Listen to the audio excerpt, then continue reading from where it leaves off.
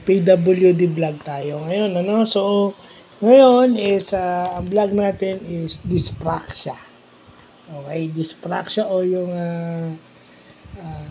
developmental coordination disorder. So, hindi pa, akala ko related siya sa cerebral palsy, hindi. Dahil hindi siya brain damage. Yung dyspraxia is yung mga taong hindi nakakapagsulat, which is malayo sa akin, hindi nakakapagsulat ako. Hindi makaakit ng hagdan, nakakaakit ako ng hagdan, nakakababa. No? Nakakatakbo ako. They cannot even play sport. I played basketball, I can shoot. Kaya ko pa naman hanggang ngayon, pero hindi na yung kagaya ng dati. So, yun ang kaibahan. So,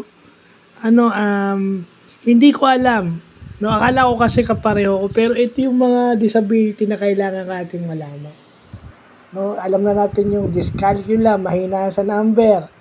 Dysgraphia, mahina sa explanation ng drawing. Dyslexia, hindi ma-utter yung words, hindi makapagbasa aloud.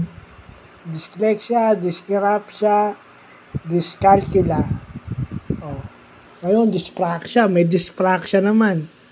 Praxia kasi is movement. So, yung motor skills mo. Pero, sabi kasi is not caused by, damage eh. Yung motor skills nila apektado, yung hindi makakilos. So, yun yung kailangan hanapin natin dito sa Molino 2. No, importanteng malaman natin yan. So, yun lang po.